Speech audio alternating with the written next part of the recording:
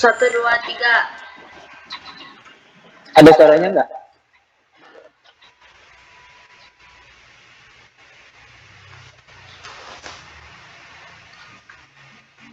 Ada. Boleh dimulai.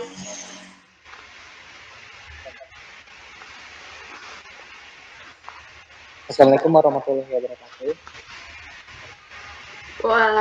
Waalaikumsalam warahmatullahi wabarakatuh. Perkenalkan, nama saya Aditya sebagai moderator dari kelompok 8 yang ingin mempresentasikan hasil diskusi kami.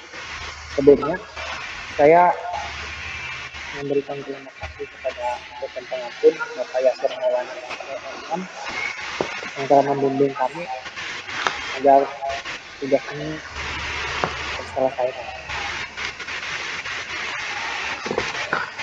Next slide. Di sini kami akan memaparkan materi tentang PT Indofood Sukses Makmur (TBK). Yang pertama itu sejarahnya akan saya sampaikan. PT Indofood Sukses Makmur (TBK) atau lebih dikenal dengan nama Indofood merupakan produsen berbagai jenis makanan dan minuman yang bermarkas di Jakarta, Indonesia. Dikenal dengan merek mie instannya yang diberi nama Indomie. Perusahaan ini mengekspor bahan makanannya hingga Australia, Asia, dan Eropa. Indofood sendiri didirikan pada tahun 1969 dengan nama lambang Instan Makmur, sebuah bisnis instan dengan merek Indomie yang diluncurkan pada tahun 1972. Perusahaan ini direstrukturisasi pada tanggal 14 Agustus 1990 menjadi PT Pangan Jaya Institutional. Kemudian pada tanggal 15 Februari 1994 berganti nama menjadi Indofood Sukses Makmur. Pada tahun 1994, perusahaan ini berganti nama menjadi PT Indofood Sukses Makmur dan tercatat di Bursa Efek Indonesia pada tanggal 14 Juli 1994. PT Indofood sendiri merupakan salah satu perusahaan milik keluarga Sudono Salim di bawah grup Salim. Pada bulan Januari 2013, sebagai bagian dari pengajuan ke Bursa Efek Indonesia, Indofood menyatakan pihaknya berencana membeli 50% saham perusahaan pengolah tebu asal Brazil, Companhia Mineira de Açúcar Empol Mapupico, atau disingkat CMAA, seharga $72 juta. Pada 17 Februari 2021, Indofood PBE telah beresmi membeli seluruh saham milik Ricolai Netherlands Holding F, afiliasi PepsiCo di PT Indofood Ricolai Makmur, senilai 494 miliar, sehingga produksi makanan ringan merek Lays, Cheetos, dan Doritos di Indonesia akan dihentikan pada 18 Agustus 2021. IPL kemudian berganti nama menjadi PT Indofood Cortina Makmur. Selain itu, PepsiCo dan afiliasinya juga telah sepakat untuk tidak memproduksi, mengemas, menjual, memasarkan, atau mendistribusikan produk makanan ringan yang bersaing dengan PT Indofood di Indonesia untuk jangka waktu 3 tahun. Sebaliknya, Lays, Cheetos, dan Doritos di pasar Indonesia masing-masing telah berganti nama menjadi Vitaprolite, Sticky Toys, dan Maxstar. Slide selanjutnya.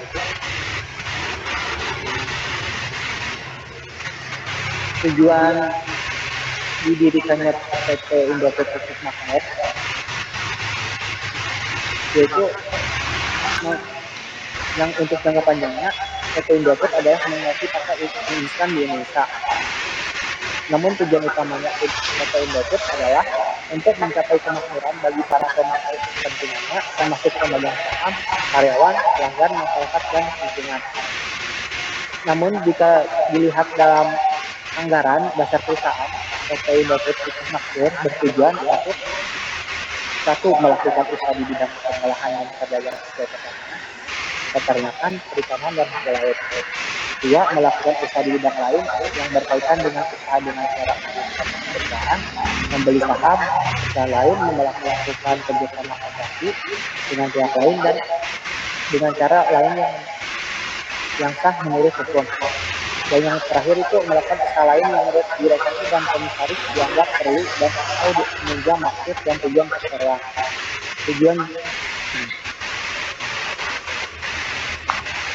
tujuan PT Indofood sendiri adalah untuk menguasai pasar mie instan di Eropa, Asia, dan Amerika. Selanjutnya, persilakan untuk silakan.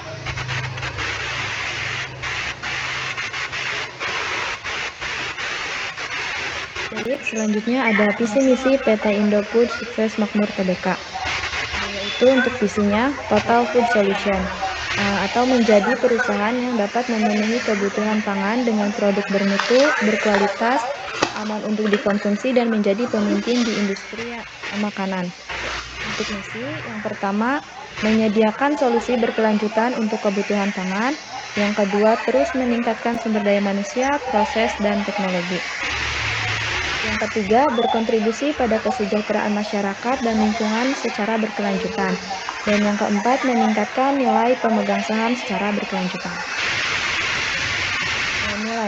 Nilai-nilai yang dianut adalah disiplin sebagai falsafah hidup, menjalankan usaha dengan integritas, menghargai seluruh pemangku kepentingan, serta bersama-sama membangun kesatuan untuk mencapai keunggulan dan inovasi yang berkelanjutan. Macam-macam produk PT Indofood Sukses Makmur Tbk. Yang pertama ada produk mie instan yang terdiri dari Indomie, Popmie, Sarimi, Supermie, Sakura, Intermie, yaitu produk ex PT Pandu Jaya Abadi. Dan yang ketujuh ada mie telur cap 3 ayam. Yang kedua ada produk saus dan bumbu. Ada Indofood sambal, yaitu saus cabai, kecap tomat Indofood, kecap Indofood, bumbu instan Indofood, dan racik. Yang ketiga ada produk makanan ringan. Ada Ciki, Citato, Jet, Kitela, Mexicon, yaitu rebrand dari Doritos, Ciki Tweets, rebrand dari Cheetos, Citato Light, rebrand dari Lays. Yang keempat ada produk makanan dan sereal bayi. Yang pertama ada Promina, Sun, GoFit, Gowell, rebranding dari Topita. Yang kelima ada produk susu, terdiri dari Indomilk, Cap Enak, 3 Sapi, Kremar, Mentega Anggrek, Milkwat diperoleh dari Danone, es krim Indofood, Pure Grow Organik, Lurpak, yaitu produk impor dari Arla, Castelo produk impor dari Arla, dan Pak produk impor dari Arla. Yang keenam ada produk tepung dan pasta Bogasari. Ada Cakra Kembar, Segitiga Biru, Kunci Biru, Lencana Merah, Taj Mahal, La Fonte, dan Sedani. Yang ketujuh ada produk minyak dan margarin.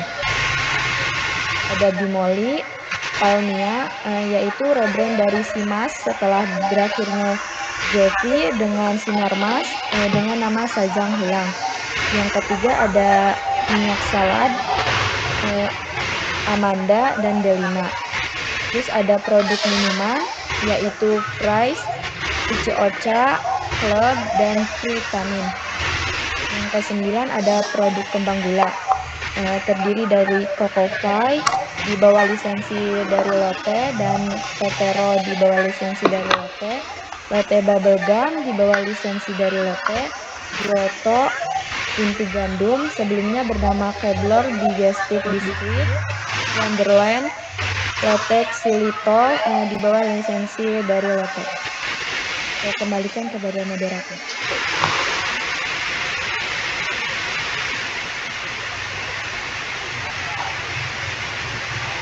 Di sini ada analisis SWOT PT Indofood Sukses Makmur Tbk.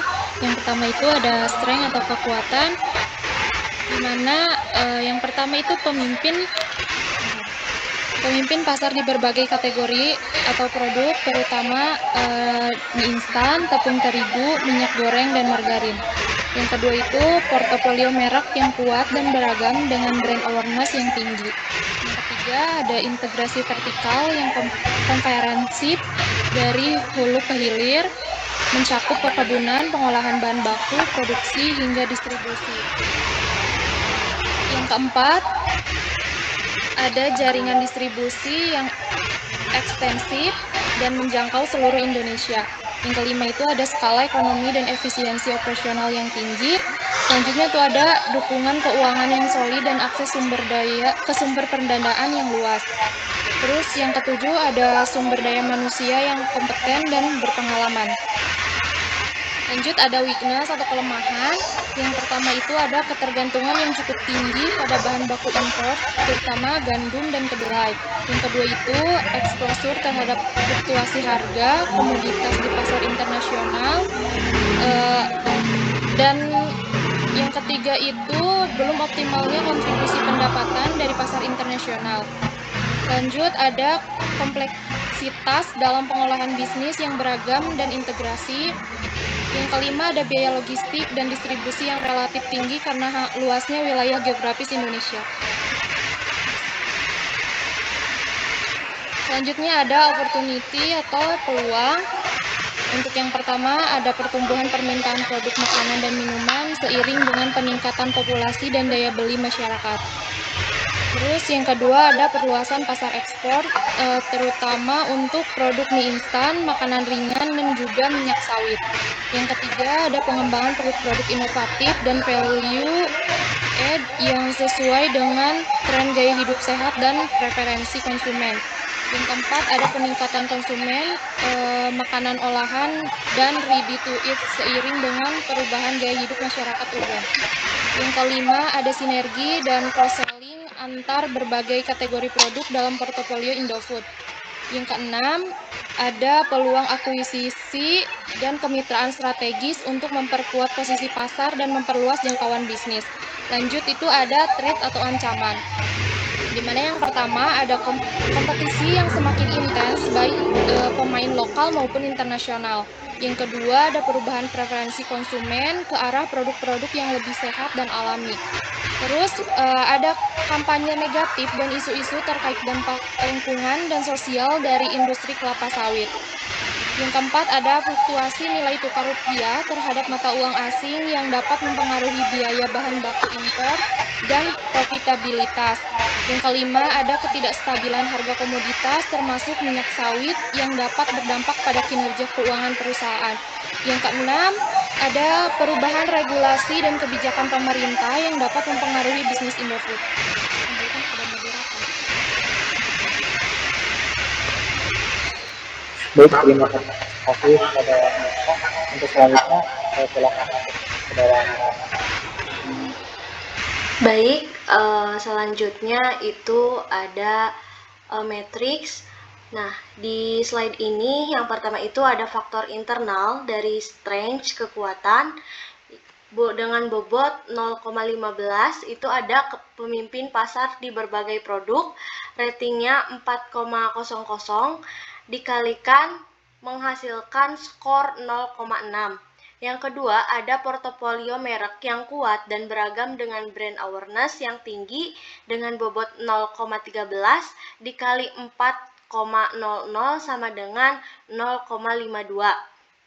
Selanjutnya, ada integrasi vertikal yang komprehensif dengan bobot 0,09 dikali rating 3,00 menghasilkan 0,27. Selanjutnya ada jaringan distribusi yang ekstensif dan menjangkau seluruh Indonesia dengan bobot 0,10, rating 4,00 menghasilkan skor 0,4. Selanjutnya skala ekonomi yang efisien, operasional yang tinggi itu dengan bobot 0,09 dengan rating 3,00 dikalikan menghasilkan skor 0,27. Selanjutnya, dukungan keuangan yang solid dan akses ke sumber pendanaan yang luas dengan bobot 0,09 dikali rating 3,00 menghasilkan 0,27. Selanjutnya itu ada SDM yang kompeten dan berpengalaman dengan bobot 0,08 dikali rating 3,00 itu menghasilkan skor 0,24, sehingga dijumlahkan untuk bobot itu 0,73, rating 24 dan skornya 2,57. Selanjutnya di sini ada weakness atau kelemahan. Yang pertama itu ada ketergantungan yang cukup tinggi pada bahan baku impor dengan bobot 0,06, ratingnya itu 3,00, sehingga dikalikan menghasilkan skor 0,18. Yang kedua itu ada exposure terhadap fluktuasi harga komoditas di pasar internasional yang bobotnya itu 0,06 dengan rating 2,00 sehingga menghasilkan skor 0,12. Yang ketiga itu belum optimalnya kontribusi pendapatan dari pasar internasional dengan bobot 0,05 dikali ratingnya 3,00 sehingga menghasilkan skor 0,15. Yang selanjutnya itu ada kompleksitas dalam pengelolaan bisnis yang beragam dan terintegrasi yang menghasilkan bobot 0,05 menghasilkan rating 4,00 sehingga menghasilkan skor itu 0,2. Selanjutnya ada biaya logistik dan distribusi yang relatif tinggi, yang dimana 0,05 itu bobotnya dikali rating 4,00 sehingga menghasilkan skor 0,85. Nah, di sini terjumlah bobot 0,27 dan rating ada 10 dan skornya itu menghasilkan 0,85. Nah, untuk bobotnya sendiri itu dari strength dan weakness itu 0,73 ditambah 0,28 sehingga menghasilkan 1,00, yaitu 100 dan mencapai bobot yang telah ditentukan.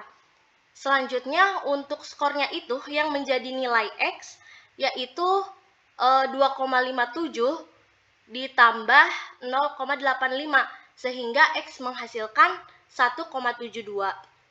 Boleh slide selanjutnya. Nah, di sini ada opportunities. Yang pertama itu ada pertumbuhan permintaan produk makanan dan minuman. Ini merupakan faktor eksternal. Di sini bobotnya ada 0,12, ratingnya 4,00 sehingga dikalikan menghasilkan skor 0,48. Yang kedua ada perluasan pasar ekspor yang bobotnya 0,09 dikali ratingnya 3,00 sehingga menghasilkan skor 0,27.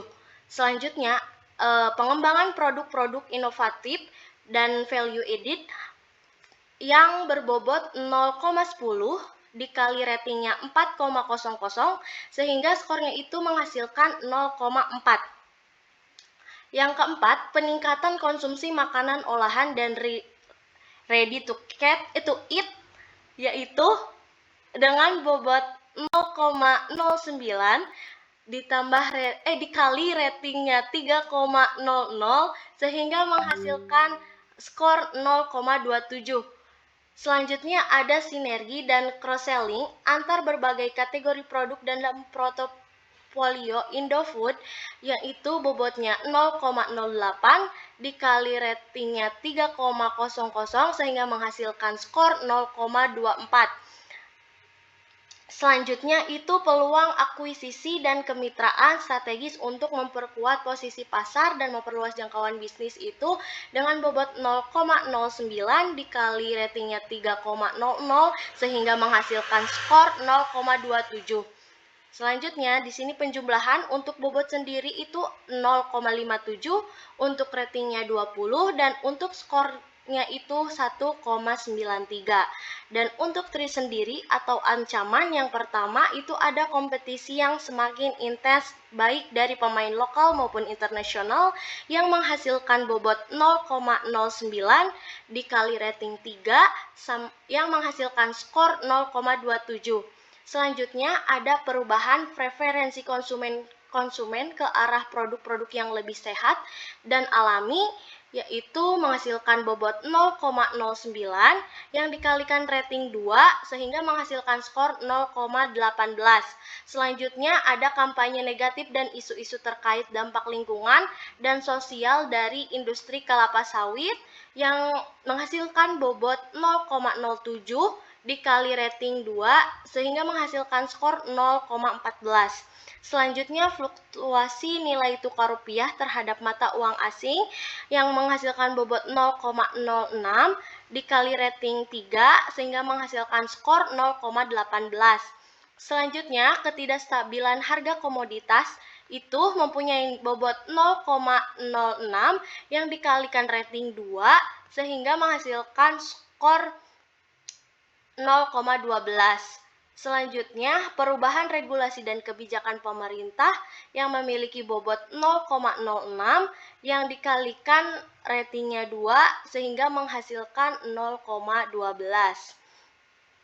Untuk penjumlahannya sendiri itu di bobot terdapat 0,43 dan di rating 12. Untuk di skor sendiri itu ada 1,01. Dan untuk bobot sendiri terdapat penjumlahan dari 0,57 dan 0,43 terdapat 1,00 yaitu mencapainya bobot. Selanjutnya untuk Y-nya sendiri 1,93 dikurangi 1,01 itu terdapat 0,92 sehingga koordinat dari faktor internal atau X dan faktor eksternal Y itu 1,72 dengan 0,92. Maka matrik kuadran SWOT-nya ini terdapat yang menghasilkan agresif. Jadi, posisi metrik kuadran PT Indofood Sukses Makmur Tbk ini berada pada kuadran agresif yang menandakan bahwa perusahaan ini kuat dan berpeluang. Jadi, menunjukkan matriks ini memiliki strategi yang fokus pada pertumbuhan dan ekspansi dengan penekanan pada inovasi produk dan ekspansi pasar. Perusahaan ini juga mungkin memiliki strategi untuk meningkatkan pangsa pasarnya melalui berbagai inisiatif pemasaran dan penjualannya yang agresif.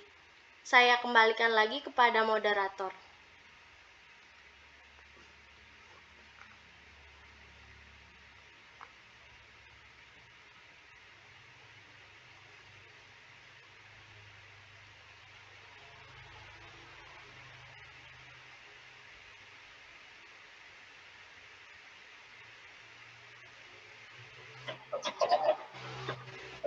Baik, terima kasih kepada semua pemateri yang telah menyampaikan diskusinya.